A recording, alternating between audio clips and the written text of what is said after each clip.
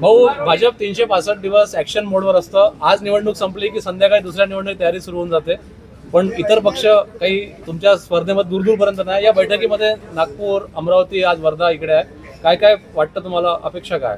नाही, साधारणतः निवडणुकीच्या अगोदर बैठक आहे म्हणून तुम्हाला त्याच्यात काहीतरी नाविन्य वाटतंय. पण तुमच्या माहितीकरता सांगतो, आठवड्यात आमच्या 3 बैठका होत्या. काही झूमवर होतात, काही प्रत्यक्ष होतात, काही कोर टीमच्या बैठका होतात.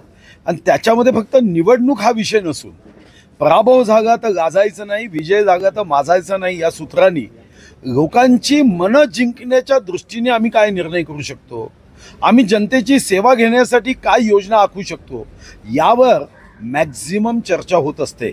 निवडणूक हे त्याचं बाय प्रॉडक्ट आहे. एखाद्या निवडणुकीत अपयश आलं म्हणून आम्ही खचत नाही आणि यश आलं म्हणून माजत नाही. आम्हाला याची जाणीव आहे की जनता जो प्रसाद देईल तो प्रसाद स्वीकारायचा असतो. तो कधी गोड असेल, कधी तुरट असेल, कधी खारट असेल, तो आंबट असेल, कडू असेल. जो प्रसाद देईल निवडणुकीत तो स्वीकारायचा आणि पुढच्या जनतेच्या हितासाठी निर्णय घेत जनसेवेसाठी पुढे जायचं.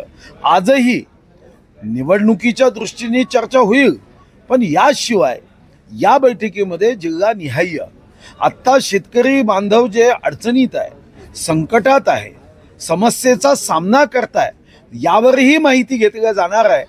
ज्या आम्ही 31,000 कोटीपेक्षा जास्त रक्कम, 31,628 कोटीचं पॅकेज हे शेवटच्या पंक्तीत बसलेल्या अडचणीत आलेल्या शेतकऱ्यांपर्यंत कसं पोचवता येईल या दृष्टीने ही चर्चा होणार आहे. फक्त निवडणूक एक निवडणूक, निवडणूक दोन्ही निवडणूक हे काँग्रेसचं सूत्र आहे. निवडणूक हे माध्यम आहे, हे आमच्यासाठी साधन आहे, हे साध्य नाही आहे. मंत्रिमंडळामध्ये एक जागा रिकामी ठेवण्यात आलेली आहे. दिल्लीला तुम्ही गेले होते, एक जागा रिकामी ठेवण्यात आलेली आहे. तुमची वर्णी लागणार आहे अशी कार्यकर्त्यांमध्ये उत्साह आहे, चर्चा आहे. असं आहे, आम्ही कोणीही मंत्रिपदासाठी कधीही काम करत नाही. पक्ष जो सांगेल तो आदेश स्वीकारायचा आणि पुढे जायचं. मंत्रिपदासाठी आम्ही या अगोदरही काम केलं नाही. मंत्रिपदासाठी काम करायचं असतं तर 15 वर्ष आम्ही सत्तेच्या बाहेर होतो. अनेकदा आम्हाला राष्ट्रवादी आणि काँग्रेसच्या नेत्यांकडून आमच्यामध्ये या असं निमंत्रण यायचं, पण आम्ही आमच्या विचारासाठी काम करतो, मंत्रिपदासाठी काम करत नाही. आमच्यासाठी प्रत्येक पद हे सेवेचं माध्यम आहे. आणि आजही मी आमदार आहे. विधानसभेत जनतेचे विषय घेऊन जनतेचे विषय सोडवण्यासाठी ताकद गावतोच आहे. हां, कधी उत्तर द्यायची जबाबदारी असते, कधी उत्तर घ्यायची दायित्व असतं. तर मी सध्या उत्तर घेणार आहे.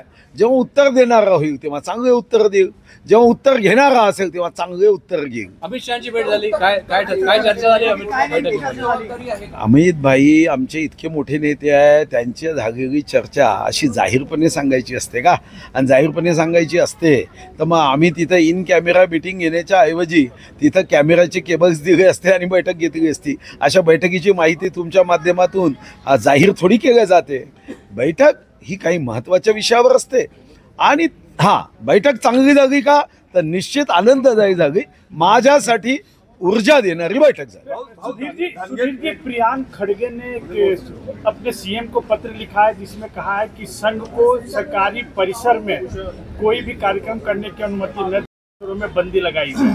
देखो, ये छोटी सोच और पैर की मोच ये कभी आगे बढ़ने नहीं देती. ये कांग्रेस वाले की छोटी सोच कांग्रेस पार्टी को धीरे धीरे संकुचित करते जा रही है. संघ की विचारधारा पे इसके पहले भी कई बार आक्रमण करने की कोशिश की. न्यायपालिका ने तर्क के आधार पे ये कहा कि ऐसी बंदी नहीं आ सकती. अब सरकारी जमीन पे कई कार्यक्रम होते हैं, कांग्रेस के भी कार्यक्रम होते हैं भाई. वर्धा में कांग्रेस के कार्यक्रम सरकारी जमीन पे हुए. हाँ, उसे परमिशन लेनी होती है, पुलिस की परमिशन लेनी होती है, संघ परमिशन लेते हैं. तो जो देशभक्ति के भावना से काम करते हैं, हम रहे ना रहे भारतीय रहना चाहिए, ये समर्पण की, त्याग की, सेवा की भावना कांग्रेस वाले को महात्मा गांधी जी जाने के बाद समझ में नहीं आई है. ये सबसे बड़ी शोकांतिका आहे काँग्रेस की. भाऊ, धनगेकरांनी भाजपवर आरोप केलेला आहे की त्या ठिकाणी त्यांच्यावर केसेस लावण्यात जात आहेत. माझे प्रोजेक्ट बंद केले.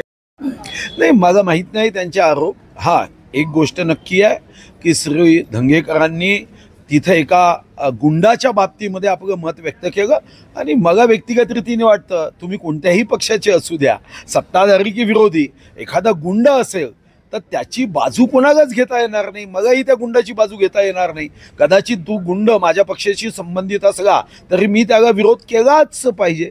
आणि धंगेकर महायुतीपैकी एक सदस्य आहे, त्यांनी गुंडाला विरोध केला, भाजपला विरोध केला नाही. संजय राऊत ॲडमिट आहे, त्यांच्यावर उपचार सुरू आहे, तुमचे मित्र आहेत, त्यामुळे त्यांच्याबद्दल तुमची प्रतिक्रिया काय? नाही, माझी प्रतिक्रिया सदिच्छा शुभकामनाची असेल. असं आहे की विचाराची लढाई असू शकते. व्यक्तिगत महाराष्ट्राच्या प्रत्येक नेत्याचं, प्रत्येक कार्यकर्त्याचं आणि विशेष करून महाराष्ट्राच्या जनतेचं उत्तम आरोग्य असावं, त्यांना उदंड आयुष्य लाभावं, हीच भगवान विठ्ठलाच्या चरणी आमची नेहमीच प्रार्थना असेल. संजय राऊत साहेबांची सुद्धा उत्तम आरोग्य व्हावं ही भगवान विठ्ठलाच्या चरणी माझी निश्चितपणे प्रार्थना असेल.